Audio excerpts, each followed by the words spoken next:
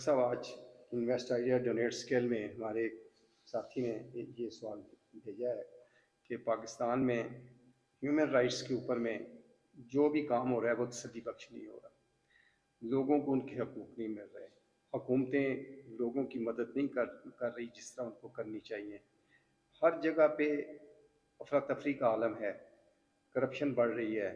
آپ human rights کے اوپر حکومت کو کوئی مثبت تجویز دیں کہ لوگ مطمئن ہو جائیں کہ ان کے حقوق ان کو مل رہے ہیں۔ شاہ جی، پہلی بات تو یہ ہے کہ مطمئن ہونا تو پھر آگے کے چیلنجز کی طرف جانا ہے۔ انسانی زندگی میں اطمینان جو ہے وہ اس بات کا ہے کہ آپ نے جو ایفرٹ کی ہے وہ دیانتداری سے تھی، آپ نے جو سٹرگل کی ہے، جو بیان کیا ہے وہ دیانتداری سے تھا۔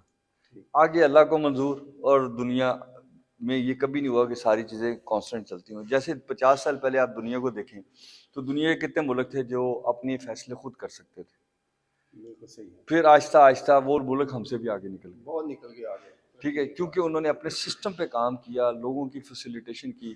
بڑے شہروں میں اگر کوئی پلازے بنے ہیں یا بڑے شہروں میں اگر کوئی بزنسز ہیں تو ان کو کہا کہ چھوٹے شہر میں اگر تم بناؤ گے تو تمہیں وہاں سے ڈسکاؤنٹ مل جائے گا۔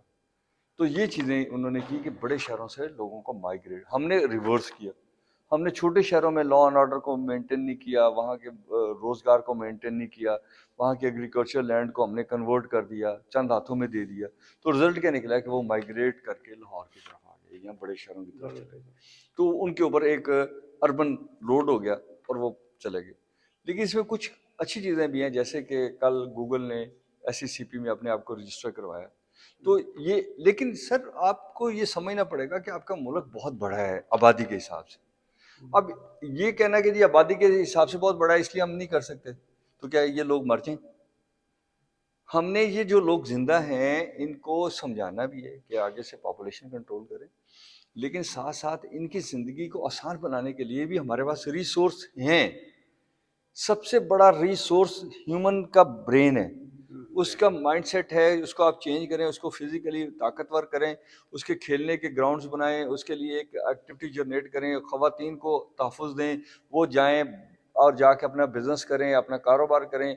آپ اپنے جو ریونیو گورنمنٹ کھینچ کے لے جاتی ہے لوگوں سے اس کو روکیں۔ اسٹیٹ بینک بھی جانتا ہے، بینک بھی جانتے ہیں کہ بینک آج آپ کو کیوں عام بزنس مین کو پیسہ نہیں دینا چاہتے، کیونکہ ان کو بہت بڑی اماؤنٹ یا تو گورنمنٹ لے جاتی ہے یا ان کی اپنی کنسرن کمپنیاں لے جاتی ہیں۔ تو بینک جو ہے وہ ٹول بنے ہوئے ہیں صرف 2 یا 3 ایجنسیز کے، تو عام آدمی کو جو چلا رہا ہے پھر اس کے اوپر کہتے ہیں جی ہم یہ کر رہے ہیں۔ پرنسپلی آپ دیکھ لیں کتنی ہائی ڈاکومنٹیشن مانگتے ہیں اور روز مانگتے ہیں، کوئی اس کا سٹینڈرڈ نہیں ہے، تو عام آدمی کیسے کاروبار کرے گا؟ ملک صاحب پھر برین ڈرین ہو جائے گا، پھر ہم کہتے ہیں جی برین ڈرین ہو گیا، مین پاور باہر گئی، وہ اب دیکھیں کہتے ہیں جی اوورسیز پاکستانی پیسہ بھیجیں۔